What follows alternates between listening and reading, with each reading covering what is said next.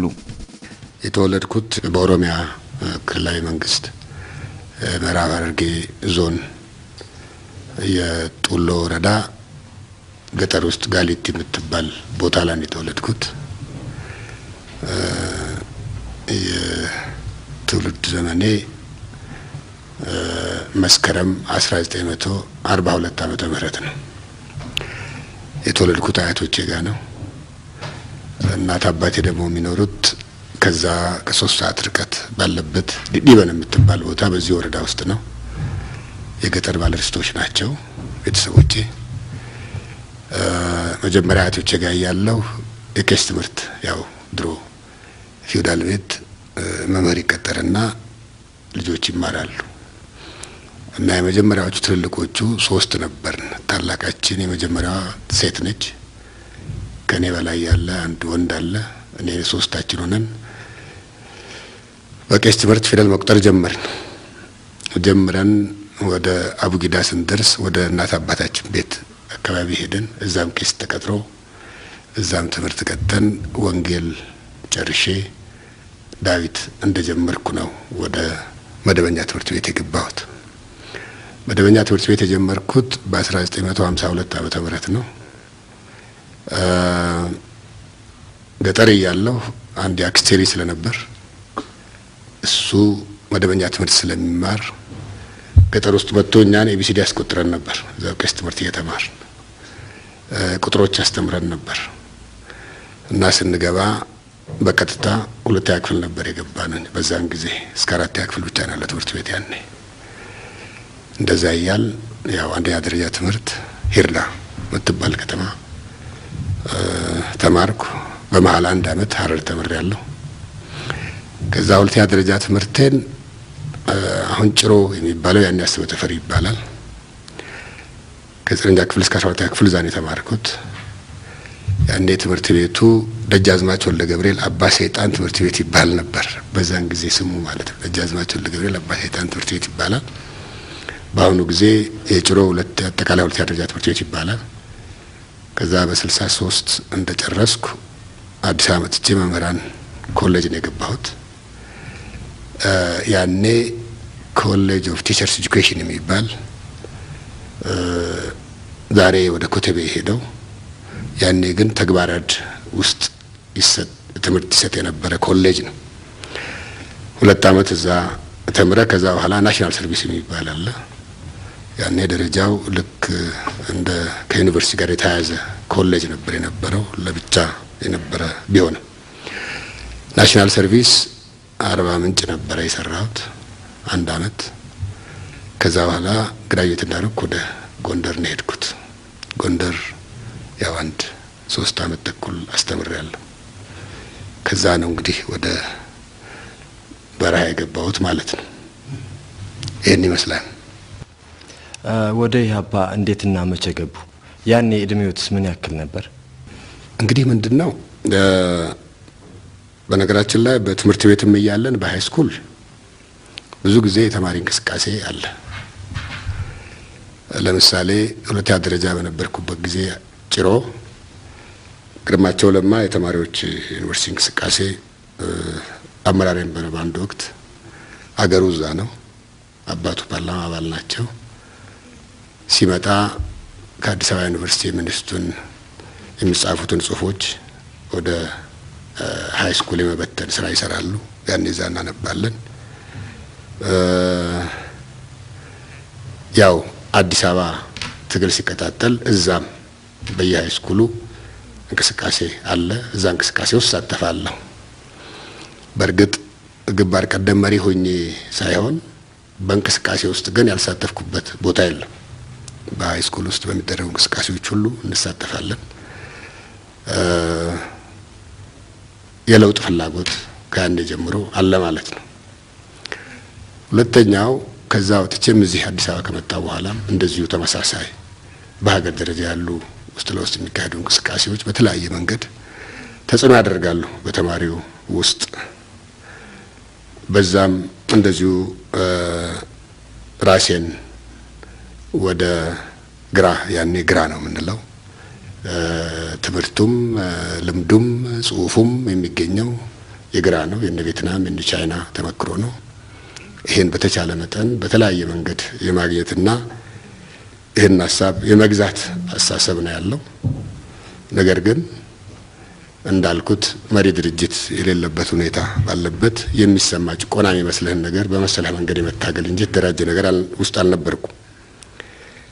በሌላ በኩል ራሴ ባይኔ አየው የነበረ ቤተሰቦቼ በሌሎች ላይ የሚያደርጉት ነገር አለ። ያው ሐረርጌ በዋነኛነት አርሶ አደሩ መሬቱ የራሱ አይደለም፣ ጉልበቱ የራሱ አይደለም። ጉልበቱም መሬቱም የባለርስት ነው። ሰርቶ አብረን ስንጫወት ያልናቸው ጓደኞቻችን ኑሯችን ለየቅል ነው። እኛ ትምህርት ቤት ስንሄድ እነሱ ትምህርት እድል አያገኙ። እኔ ከምኖርባት መንደር እና አካባቢ እኛ መሬት ላይ ካሉት ወደ አካዳሚ ትምህርት የሚገባ አልነበረም። ያኔ ይማሩ የነበሩት ብዙዎቹ ባላባት ልጆች ናቸው። ምናልባት የቃዲ የሚባሉ ነበሩ ከኦሮሞ በስርዓቱ የሚሾሙ። ከዛ ውጭ ያሉት ልጆች የትምህርት እድል የላቸው።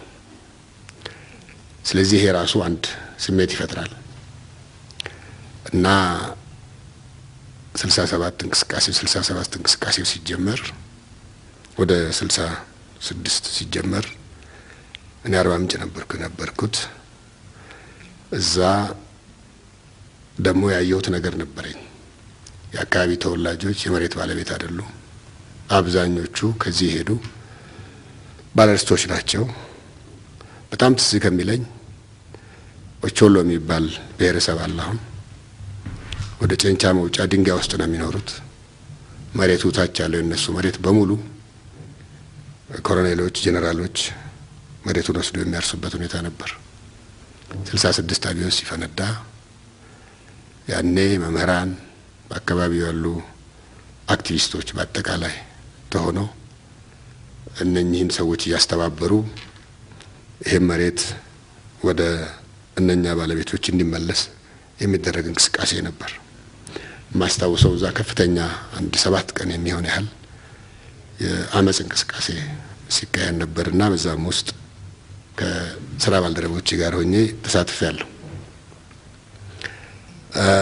ኋላም መሬት ላራሽ በሚሆንበት ጊዜ ዘማች ሲዘምት እኔ ወደ ጎንደር ነው ሄድኩት። ከዛ ስመለስ አባቴ ባለ ብዙ ጠመንጃ ነው። አንድ 4-5 ጠመንጃ አለው እና እኔና ታናሽ ወንድሜው ካናዳ ያለ እኛንን ትጥቁን ያስፈታን። እንደማንኛውም መኖር ትችላለህ፣ ነገር ግን ከዚህ በኋላ አብቅቷል፣ መሬት ያራሹ ነው። ስለዚህ ጠመንጃ መያዝ ይጎዳህ እንደሆነ እንጂ አይጠቅምህም ብለን ከዘማቾች ጋር ሆነን ማስረዳችን ትዝ ይለኛል። ከዛ ይጀምራል እንግዲህ እንደነገሩ የፊውዳል ከሚባሉት ቤተሰብ የተወለዱ ሰው ናት። ሌሎችም ቢሆን ያኔ እንደዚህ አይነት ቤተሰብ ውስጥ የወጡ ናቸው ለለውጡን ያፋፍሙት የነበረውና እንደው ሚስጥሩ ምንድነው? እናንተ እንደዛ ልትነሱበት ይቻላችሁ?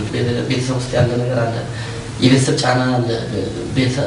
አባትም ተቃውሞ ሲነሳልሽ ቤተሰብ ላይ የሚመጣ ነገር አለ እና ምንድነው ሚስጥሩ እንደዛ የሆናችሁበት? እናንተ ልትነሱ ይቻላችሁ? ቤተሰብ ጋር ይደርስባችሁ የነበረ ነገር ምንድነው? እንግዲህ ምንድነው መማር ይሄ ነው አንዱ የሚያመጣው ነገር። የመማር እድል ያገኘው አብዛኛው የፌዴራል ልጅ ነው። በጣም ቀላል ሎጂክ ነው። በጣም ጥቂት የሆኑ ናቸው። ወደ ሰሜን ያሉትን ብትወስድ ሰሜን ርስተ ጉልት ነው።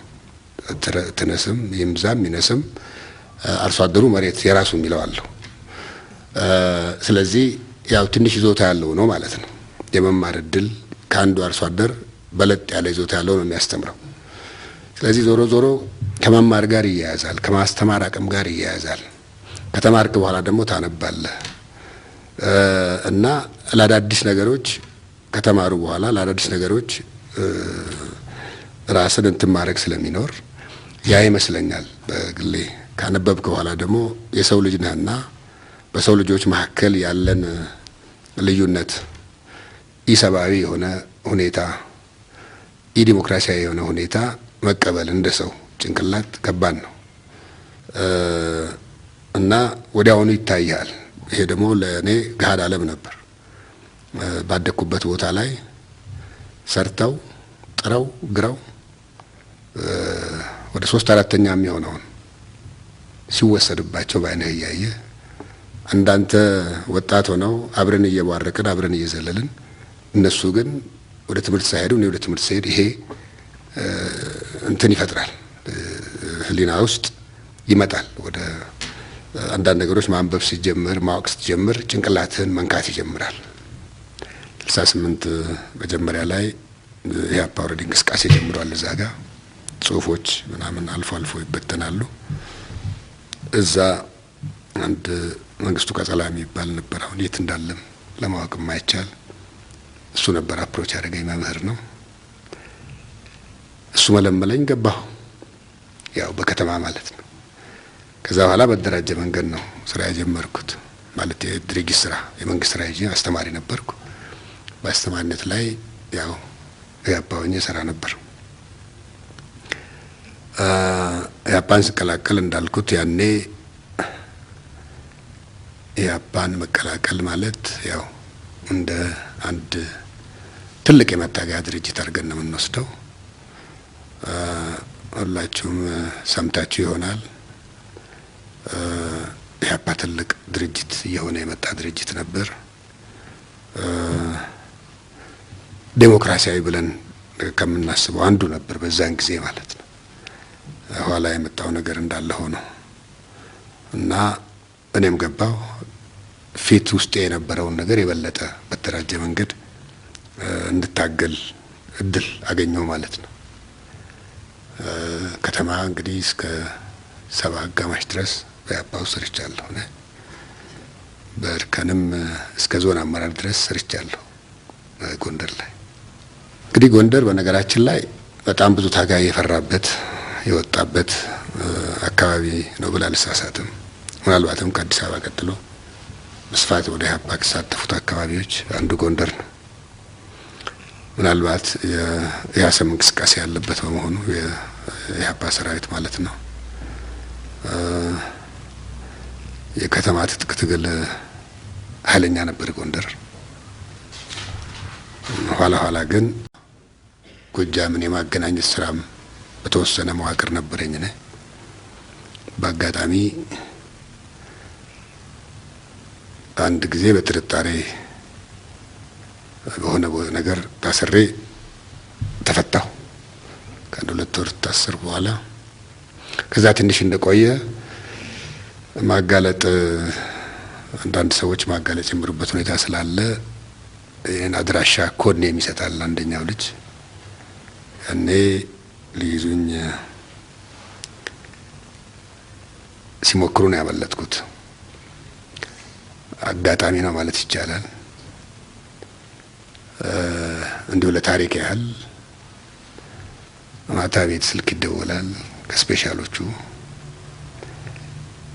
ስፔሻሉን አውቀዋለሁ። የኔ ስም አይደለም አልኩት። ይሄ ጠራው የኔ ስም አይደለም ሌላ ስም ማለት ነው። የኮድ ስሜን ጆ ጠሪሊዚን ሲሞክሩ እንግዲህ 2 ሲደውል አንተ አናርኪስት ነህ መሰለኝ ብዬ መልሼ ኢህአፓ ራስ እንደሚያደርገኝ ወይ ኢህአፓ እኔን እንትን እንደሚያደርግ አድርጌ ስናገር ጌታ ይቅርታ ብሎ ስልኩን ዘጋ። ጠዋት በጠዋት በመዋቅር ደረሰኝ እንደተበላው እንደታወቅኩ። ቀን መዋል ትችላለህ ተብዬ የሆነ ቀበሌ ስብሰባ ነበር። እዛ ተሰብስቤ ያው እንግዲህ ያኔ እንዳንያዝ ራሳችንን ለማጥፋት ሳይናድ ምንለው አለ በ2 ቴትራ ሳይክሊን ቀፎ ውስጥ መርዝ ጨምረን ነው ይዘን የምንሄደው። አንዳንዴ እዚህ እናስቀምጠዋለን ኮሌታችን ውስጥ፣ ምክንያቱም ብንያዝም በጥርሳችን አወጥተን ለማዋጥ፣ አለዛ ደግሞ በእጃችን ይዘን ድንገት ሲደርስብህ ትውጣለህ። ታዲያ ደርጋ ገብቶ ሞት አለ 2 ሞት መሞት አያስፈልግም። እና ኋላ አንድ ሰው መጥቶ ምልክት ሰጠ። ያ ምልክት ሰጠ፣ ብዙ ተሰቃየ፣ ተገረፈ። እኔ ወጣሁ። እንደዚህ አድርጌ ወደ በረሃ ገባሁ ማለት ነው። እንግዲህ በኢህአፓ ጊዜ በአንድ በኩል እኔ በራሴ ሳየው አብዮቱ ሲከታተል እንደገለጽኩት የተደራጀ ኃይል ባለመኖሩ እና ኢህአፓ ተደራጅቶ መምጣት የሌሎችም ድርጊቶች ቢኖሩ ሌሎቹ ከደርግ ጋር የወገኑም ስለነበሩ እንደ መኢሶን የመሳሰሉት ጸረ ደርግ ከሆኑ ድርጊቶች ጠንከር ብሎ የሚታየው ኢህአፓ ነው። ያን ጊዜ ኢህአፓ ያኔ በህብረ ብሔር ደረጃ ነው ያለው። ብዙ ብሔር ብሔረሰቦች ተቀላቅለውበት የሚታገሉት ድርጅት ነው ያኔ የነበረው እና ኢህአፓን ደግፎ ከኢህአፓ ጎን በስፋት ያልተሳተፈ የህብረተሰብ ክፍል የለም። ከወጣትም ብንወስድ ከ13 ከ15 ዓመት ያሉ ወጣቶች ታዳጊ ወጣት በሚል ወይም ደግሞ በእንግሊዝኛ ፓዮነር ይባላሉ። ልክ የቬትናም አደረጃጀት ነው። የራሳቸው ተልእኮ ይዘው ይሄዳሉ። ትንሾች ናቸው ግን መልእክት ያስተላልፋሉ በየቦታው። ከዛ በላይ ያለው ወጣት ደግሞ በተለያየ ወደ አርሚ የሚገባ አለ፣ ወደ አርሚ የሚሄድ አለ። በከተማ ውስጥ ደግሞ በተለያየ መንገድ የሚሳተፍ ወጣት አለ። ሴቶች በሴቶች አደረጃጀት አላቸው። ነጋዴ በነጋዴ አደረጃጀት አለው። ወታደር በወታደር አደረጃጀት አለው። መምህር በመምህርነት አለው። ሚሊተሪ ውስጥ የራሱ የሚሊተሪ አደረጃጀት አለው። በጣም በርካታ አደረጃጀት ያለው በዚህ ውስጥ ሁሉ ወጣት አለ እና አንድ ነገር እንኳን ለማድረግ ሲፈልግ አንዴ ከላይ በዛ መልእክት ካስተላለፈ በሁሉም ህብረተሰብ ክፍል ባንድ የሚደርስበት ሁኔታ ነበር የነበረው። በጥቅሉ የቬትናም አደረጃጀት የነበረ ነው የሚመስለኝ። የቬትናሞች አደረጃጀት እንደዛ አይነት ነገር ሁሉም ተልእኮ አለው ማለት ነው። ወጣቱ ያው ተማሪም እያለ የሚያነሳቸው መፈክሮች መሬት ላራሹ ነው፣ ህዝባዊ መንግስት ይመስረት ነው፣ ዲሞክራሲያዊ መብት ይከበር ነው። እነኚህ መሰረታዊ ጥያቄዎች ናቸውና በእነዚህ ዙሪያ ኢህአፓን እነኚህን የሚያሳካ አድርገው ሲቆጥር ስለነበር ሁሉን ህይወቱን ነበር የሚሰጠው። በጣም ትዝ ይለኛል ጎንደር ላይ በጀግንነት በአደባባይ መፈክር እያሰሙ ያለፉ ወጣቶች በጣም በርካታ ናቸው እና የወጣቱ ራዕይ ያኔ የሚታየው ሌላ ነው ማለት እነኚህን የሚታገልላቸውን አላማዎች እውን ይሆናሉ የሚል ትልቅ ተስፋ ይዘው የሚሄድበት ሁኔታ ነበር የነበረው። ኢህአፓም ለዚያ ያበቃኛል ብሎ ፍጹም እምነት እኔ እንጃ ያኔ ሂድና እዚህ ጋር ፊት ለፊት በቀን እንዲህ አድርገና ቢባል ይሄዳል ወጣት እንደሚሞት እያወቀ ማለት ነው። እኔ እንደዛ አይነት ለመሞት ዝግጁ የሆነ ሶሳይቲ አላይ በኋላ ያው በትክክሉ ትክክለኛ አላማ ሲመጣም ያየነው አይነት ነው። ያኔ ግን በትክክል እንዳሁኑ እንኳን እንደዚህ እንዳሁኑ ኋላ እንደ ባዴን እንደ ኢህአዴግ ተገቢው ስልጠና ተገቢው ካድሬ ትምህርት ሳይኖር ብዙ ስራ ሳይሰራ የተነቃነቀ ወጣት ነበረ ያኔ።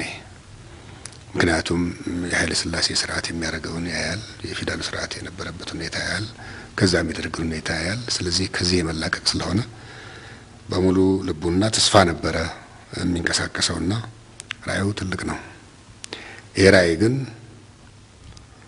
ያው በኢህአፓ የተሳሳተ አመራርና መስመር ወደ ተባለው አቅጣጫ መሄድ አልቻለም። ኢህአፓም ወደ መፍረስ የበቃበት ሁኔታ ነው የመጣው። አቶ አዲሱ በኢህአፓ ውስጥ የነበሩ ወጣቶች አንግበውት የነበረ አላማ ምንድን ነበረ? ያ የታገሉለት አላማ ደግሞ ከዳር ሳይደርስ ሲቀር እርስዎ በግሎ ምን ተሰማ? ውስጥ ድርጅቱ ውስጥ የተፈጠረው ነገርስ ምን ይመስል ነበር? ሁለት ነገር ነው እንግዲህ የጥያቄዎቹ መጀመሪያ ላይ ተነስተው እንድንታገል የሆንባቸው ጥያቄዎች ትክክለኛ ናቸው። መሬት ላራሹ ትክክለኛ ጥያቄ ነው። ህዝባዊ መንግስት የሚለው በአጠቃላይ ሲታይ ትክክለኛ ነው።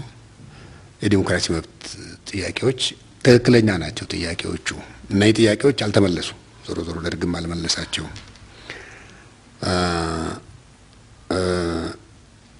ኢህአፓ ጋር ያለው ችግር ምን? አንደኛው ድብቅ ድርጅት ነው። አመራሩ ለአባሉ ግልጽ ድርጅት አይደለም፣ ግልጽ አመራር አይደለም።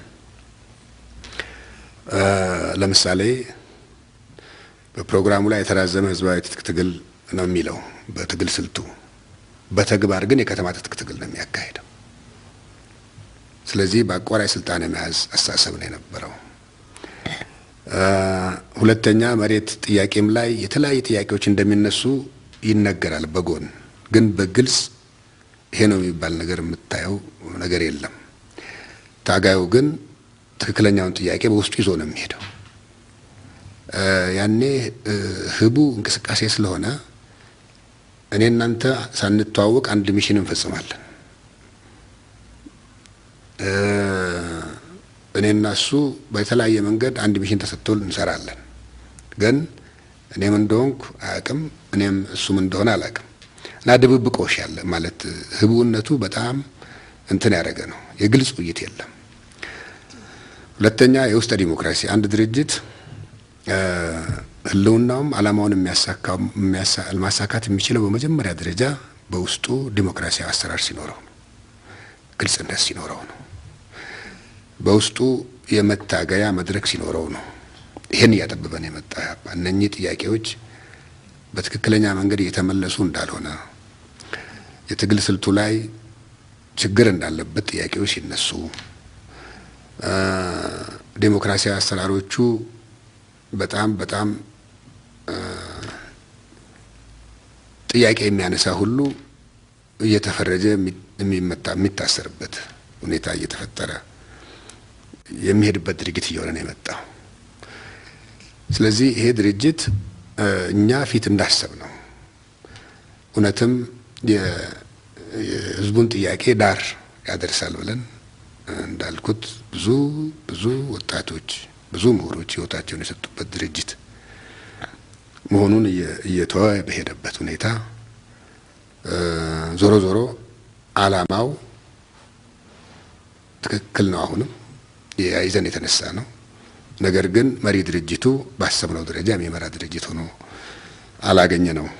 ይሄ ጥያቄ በተነሳ ጊዜም ፓርቲው ማድረግ የነበረበት ትልቁ ጥያቄውን ወደ አባላት ዘርግቶ አዋይቶ መስተካከል የሚገባቸው የመስመር ጥያቄዎች ተስተካክለው ታግሎ የሚወጣ ቢሆን ኖሮ ጠንክሮ መቀጠል የሚችል ድርጅት ነበር። በእርግጥ እንደዛም ሆኖ ባይፈርስ ኖሮና ደግሞ በያዘው አቋም ቢቀጥል ኖሮ ከደርግ የባሰም ይሆን ነበር። ምክንያቱም የብሔር ጥያቄ ላይ የነበረው አመላከት የተዛባ ስለሆነ በአንዳንድ ጥያቄዎች ላይ ከፊውዳሎቹ መደራደር የነበረበት ሁኔታ ስለነበረ ይሄ በአንድ በኩል በኢህአፓ ላይ ተስፋ የማስቆረጥ ነገር አስከትሏል። እንዳልኩት የመስመር ጥያቄ ነው፣ የዲሞክራሲ ጥያቄ ነው። በፓርቲው ውስጥ የተነሳው እነኚህ በትክክል መመለስ ያልቻለ ድርጅት ነው። እንደተባለው ይሄ ግዙፍ ድርጅት ብዙ ሲያነቃንቅ የነበረ ድርጅት ከስተቱ ተምሮ ወደ ትክክለኛ መስመር ባለመግባቱ መፍረስ ሲመጣ ምን ሊሆን እንደሚችል መገመት ይቻላል። የነበረው ታጋይ አብዛኛው ማለት ይቻላል ደርግም ያን እየጠነከረ መጥቷል። ነገር ግን ህዝባዊ ዓላማዎቹ እንደተጠበቁ ናቸው። አሁን ያም ሆኖ አብዛኛው ተስፋ የመቁረጥ ያለፈ የታገለበትን ነገር የመርገም እና በጣም ፖለቲካና ኮረንቲ በሩቁ ያለበት ሁኔታ ተፈጠረ። በከተማ ያለውንም ደርግ ጨፍጭፎ ጨርሶታል። በትጥቅ ትግል የወጣውም ያው ያሰበው ነገር አልተሳካለትም። ስለዚህ ድርጊቱ እየፈረሰ መሄድ የጀመረውና ነገር ግን አንድ እውነታ ደግሞ አለ በአንድ ገጹ። ይሄን ሁለት ነገሮች የመመዘን ጉዳይ ነው። ህዝቡ አሁንም ጭቆና ውስጥ ያለ ህብረተሰብ ነው። ህዝቡ አሁንም ነጻነት ይፈልጋል። ጥያቄዎቹ አልተመለሱለትም። በኃይል ነው እየተያዘ ያለው።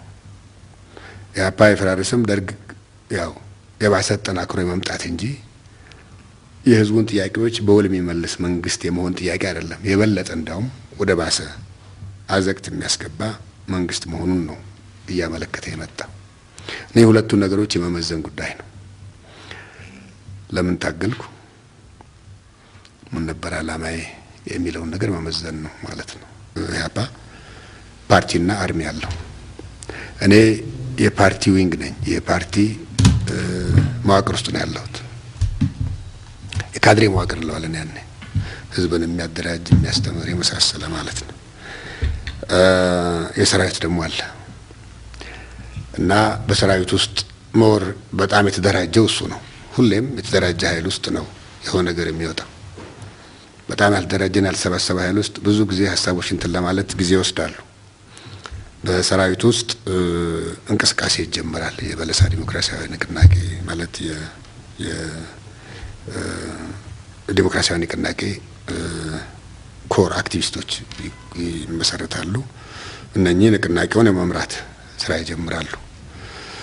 ይህን ሲጀምሩ ያኔ እኔ አመራሮች ካድሬ ከኔ በላይ አሉ የሚመሩኝ። በእነሱ አማካይነት ነው ኢንፎርሜሽን የማገኘው። ኋላ ነው ያወቅኩት አርሚ ውስጥ እንቅስቃሴ እንዳለ ሰማን። ከዛ የእንቅስቃሴ ባህሪውን ማጥናት ጀመርን እኛም በካድሬ በኩል ማለት ነው። መጨረሻ ላይ ያው የንቅናቄውን ተቀላቅለን ስንወጣ ተቀላቅለን የወጣ ነው ከበለሳ ማለት ነው። ያኔ ግን ሲፈርስ በጣም የሚሰማኝ ነገር በጣም ማስታውሰው አንድ በ8 ጥይት የተመቶ የነበረ ከተማ ከሆስፒታል ወጥቶ በረሃ ገብቶ ታግሎ ተመልሶ ሊገባ ሲል የለመንኩት ትዝ ይለኛል። በ8 ጥይት ተደብድቦ አምልጠህ መጥተህ እዛ መግባት ሪሊ ወደ ሞት መሄድ ነበር አድርጌ የምቆጥረውና ብዙዎቹ እንለምናለን የነበረውን ሀሳብ ምቹ ሁኔታ ካለ ወደፊት እንታገላለን ተሰባስበን የሚል ሀሳብ ነበረንና ዲሲፕሊኑ በጣም ጠፋ። ያ በጣም ጠንካራ ዲሲፕሊን የነበረው አባል መራር ተስፋ በመቁረጥ ብዙ ነገር ውስጥ ገባ። ያን ስታይ በጣም ይሰማል። ነገር ግን አትፈርድም። ያ የነበረው ሁኔታ ያ ሁሉ ብዙ የተከፈለበትና ብዙ ጀግኖች ያለፉበት ሁኔታ እንደዛ ብትንትን በሚልበት ጊዜ ተስፋ በቆርጡም ልትፈርድ አትችልም።